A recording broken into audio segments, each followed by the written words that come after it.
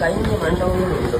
அவளை குருடை, சப்பானிகள், சூழ்நிலை ஒப்படைகள் முதலான வியாதிக்காரனை படித்திருந்து தண்ணீர் எப்பொழுது கலங்கும் என்று காத்துக்கொண்டு இருப்பார்கள்.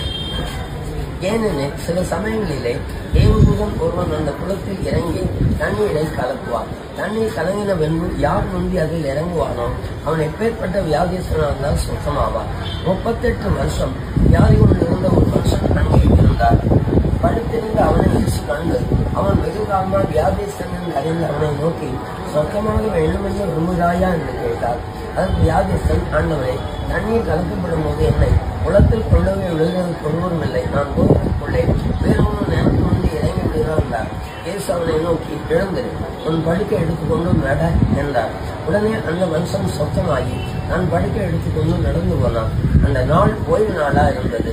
ஆதலால் இவர்கள் குணமாக்கப்பட்டவனை நோக்கி, இது ஓய்வு நாளா இருக்கிறது.